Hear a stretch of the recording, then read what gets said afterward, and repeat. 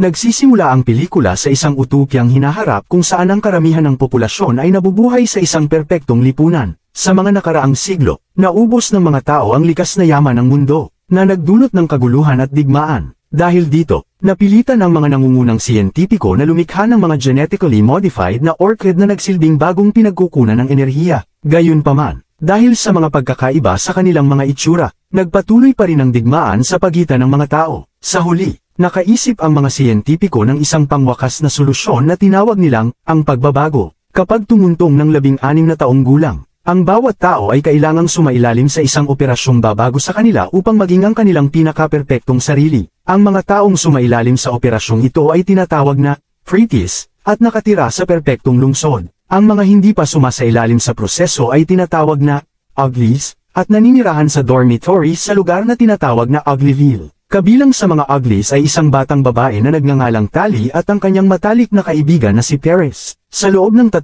buwan ay maglalabing-6 na taon na si Tali, habang si Perez ay nakatakdang sumailalim sa kanyang pagbabago kinabukasan. Dito ipinakita na ang dalawa ay may magkatulad na peklat sa kanilang mga palad na nakuha nila mula sa isang aksidente noong bata pa sila. Sa bisperas ng pagbabago ni Perez, nangako sila sa isa't isa na hindi hahayaan ang mga doktor na burahin ang kanilang mga peklat. Kinabukasan, habang nasa pagtitipon, narinig ni Tali ang ilang estudyante na pinag-uusapan ang tungkol sa The Smoke. Ito ay isang misteryosong lugar sa labas ng lungsod na pinamumunuan ng isang misteryosong lalaki na nagngangalang David. Sinasabing ito ay isang kanlungan para sa mga taong ayaw sumailalim sa pagbabago. Gayunpaman, maliban sa ilang estudyante, kabilang ang isang batang babae na si Shea, karamihan ay naniniwala na ang The Smoke ay isang alamat lamang. Ilang sandali pa, isang hologram ng gobernadora ng lungsod, si MS Cable, ang lumitaw sa entablado. Tinawag niya ang mga taong tumungtong na ng 16 na taon upang isailalim sa pagbabago. Nagpaalam si Tali kay Perez, at nangako silang magkikita muli sa kanilang paboritong tambayan, ang tulay, sa loob ng 1 buwan.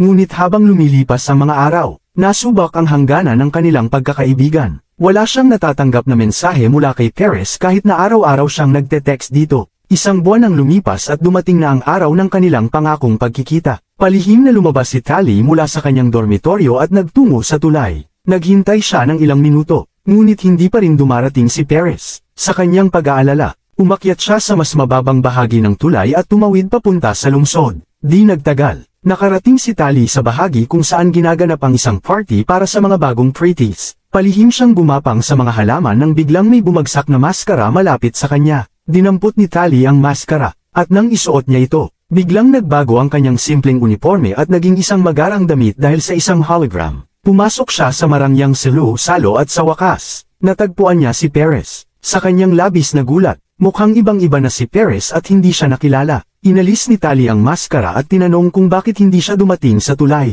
Ngunit malamig na sumagot si Perez na nagbago na ang mga bagay at hindi na siya sigurado kung kaya pa ba niyang makarelate kay Tali. Sa narinig, labis na nagulat si Tali, ngunit lalo siyang nadurog nang mapansin niyang wala na ang peklat ni Perez.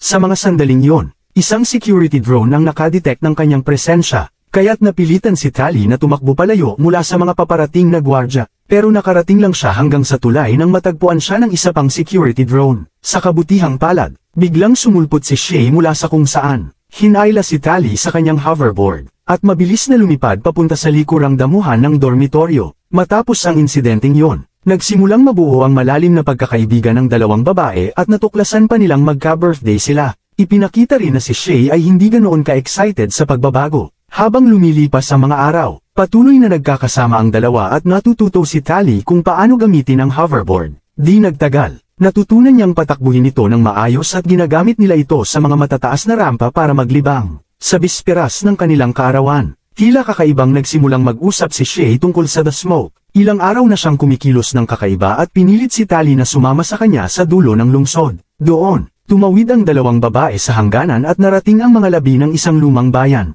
Ang lugar ay puno ng mga bagay mula sa nakaraan, tulad ng mga kinakalawang na roller coaster. Pagkatapos, dinala siya ni Shea sa isang abandonadong gusali at sa wakas, ipinahayag kung ano ang nasa kanyang isipan.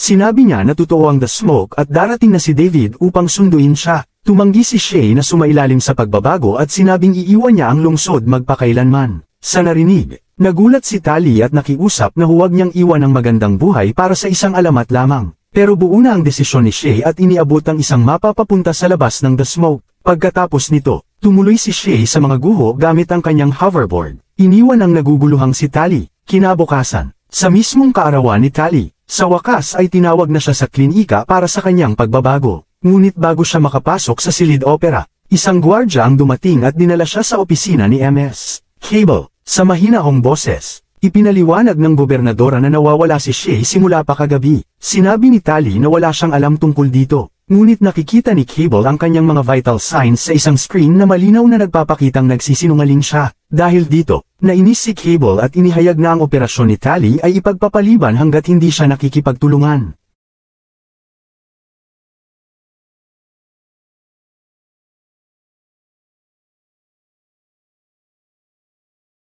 Kinagabihan, nagkaroon ng di inaasahang bisita si Tali, si Perez na palihim na pumasok sa kanyang dorm. Mahigpit siyang niyakap ni Tali at ipinaliwanag ang lahat ng tungkol kay Shay. Naintriga si Perez sa impormasyong ito, kaya't iminungkahi niyang sabihin niya kay Cable ang lahat ng nalalaman. Sa ganitong paraan, maaari na siyang sumailalim sa operasyon at manirahan kasama ang ibang pretties. Kinabukasan, muling dinala si Tali sa opisina ng gobernadora, at sinabi na niya ang buong katotohanan. Humanga si Cable sa pagiging tapat ng dalaga kaya't nagdesisyon siyang ipakita ang isang lihim na impormasyon. Ipinahayag niya na si David ay gumagawa ng isang sandata upang salakayin ang lungsod at sirain ang lahat ng kanilang itinayo. Dahil dito, inatasan niya si Tali na pumasok sa The Smoke. Ipinangako ni Cable na kapag nagtagumpay siya, bibigyan siya ng operasyon. Ibinigay kay Tali ang isang kwintas na kailangan niyang i-activate kapag natagpuan niya ang kinaroroonan ng sandata. Sa susunod na eksena, sinundan ni Tali ang mapa ni Shay at narating ang lumang roller coaster. Sumakay siya sa kanyang hoverboard at naglakbay ng ilang milya hanggang makarating siya sa isang abandonadong riles ng tren. Sa mga sumunod na araw, namuhay siya sa kalikasan at hinangaan ito sa unang pagkakataon. Sa huli, bigla na lamang natapos ang mga riles sa gilid ng isang napakalaking bangin. Sinasabi ng mapa na kailangan niyang tumawid, kaya tumalon siya gamit ang kanyang hoverboard. Matagumpay siyang nakatawid sa kabila ng bangin at napadpad sa isang bukid ng mga orchid. Humiga siya at nakatulog, ayon sa nakasaad sa mapa na dapat siyang maghintay doon sa buong magdamag. Samantala, pinatawag ni Cable si Perez sa kanyang opisina at pinilit siyang sumailalim sa isa pang operasyon. Ipinangako niyang gagawin itong mas espesyal at bibigyan siya ng mga hindi pangkaraniwang pagpapahusay sa katawan. Sa kabilang banda, nagising si Tali sa kalagitnaan ng gabi dahil sa usok sa paligid niya. Nadiskubre niyang nasusunog ang paligid at hindi niya alam ang gagawin. Sa sandaling yon, isang misteryosong tao ang bumuhat sa kanya at mabilis siyang iniligtas. Ang tao ay walang iba kundi si David, na agad na sinuri si Tali at ang kanyang mga kagamitan para sa mga tracker. Natagpuan niya ang isa sa loob ng hoverboard at itinapon ito sa apoy. Gayunpaman, hindi nakita ng scanner ang tracker na nasa kanyang kwintas. Kasabay nito, natanggap ng mga tauhan ni Cable ang isang alerto tungkol sa pagtanggal ng tracker. Dahil dito, inutusan ng gobernadora ang ilang espesyal na sundalo na magtungo sa lugar at maghanap. Samantala, si David at Tali ay nakarating sa isang outpost ng The Smoke, kung saan muling nagkita ang huli sa kanyang kaibigan. Lubos ang tuwa ni Shay nang makita siya, pero isa sa mga miyembro ng kampo, si Croy, ay nagdududa sa bagong dating. Kinabukasan, ipinahayag ni David na sinasadya nilang magsimula ng sunog upang masunog ang mga orchideas. Naniniwala sila na ang mga genetically modified na bulaklak na ito ay nakakalason at sinisira ang kahit anumang lugar na kanilang pinagtataniman. Nananatiling may pag-aalinlangan si Tali, kaya nagpasya si David na ipakita sa kanya ang katotohanan. Sila ay sumakay sa isang lumang military helicopter at lumipad sa himpapawid. Mula sa itaas, nakita ni Tali ang lugar kung saan dating tumubo ang mga orchideas, na ngayon naging desyertong lupa na lamang. Napagtanto niya na totoo ang sinasabi ng mga kasama. Sinimulan ni Shay na sunugin ang mas marami pang orchideas, ngunit bigla na lamang natukoy ni Croy na may dalawang kalabang tracker na papalapit sa lugar. Ibinaba ni David ang helicopter upang magtago sa usok, ngunit dahil dito, nawala ng balanse si Shay at nahulog. Habang palapit na ang mga tauhan ni Cable, ibinaba ni Tali ang lubid mula sa helicopter at gumamit nito upang makababa sa lupa.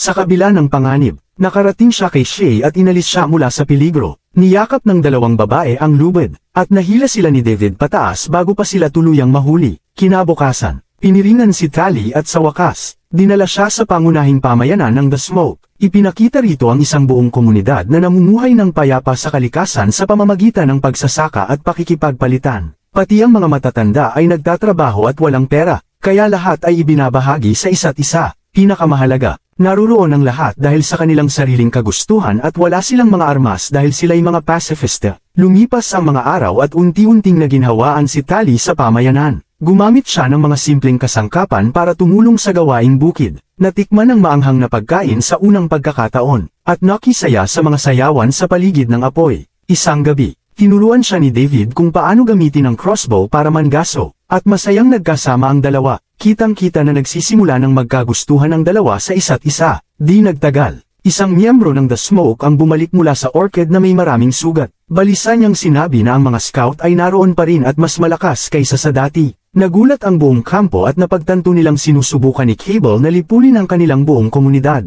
Ilang araw ang lumipas. Muling naglakad si Tali kasama si David. Alam niya ang kasunduan niya kay Cable kaya sinubukan niyang alamin ang lahat tungkol kay David. Sinabi niya sa kanya na may narinig siyang mga bulong-bulungan tungkol sa isang sandatang pandigma na ginagawa upang sirain ang lungsod. Sa halip na mabahala, tinawanan siya ni David at dinala sa isang lugar na malayo sa kampo. Hindi nagtagal. Narating nila ang isang kubo kung saan naroon ang mga magulang ni David, sina As at Maddie. Lumabas na sila ay mga cosmetic surgeon na dating nagtatrabaho para sa gobyerno kasama si Gobernadora Cable. Sa paglipas ng panahon, nagsimulang magduda sila sa ilang mga pagsusuri at nagsimulang magsiyasat. Natuklasan nila na ang mga pisikal na pagbabago sa pagbabago ay pantakip lamang sa mas malaking eskandalo. Binabago rin ng gobyerno ang utak ng mga tao. Ginagawa silang bobo at mabagal sa pag-iisip sa pamamagitan ng pagbibigay ng peking kasiyahan. Ginawa ito upang madaling makontrol ng estado ang mga tao. Ipinahayag din na ang mga nagtatrabaho para sa estado tulad ng mga doktor ay binigyan ng lunas upang manatili silang malinaw mag-isip habang nagtatrabaho. Dahil dito, tumakas sina As at Maddie sa lungsod at nagpunta sa kagubatan. Inamin ng mag-asawa na matagal na nilang sinisikap na lumikha ng lunas at nakagawa na sila ng base serum para dito. Ngunit kulang pa ito sa huling sintetikong sangkap na matatagpuan lamang sa lungsod. Sa wakas, nakita ni Tali ang katotohanan na winasak ang kanyang ilusyon tungkol sa pagiging pretty.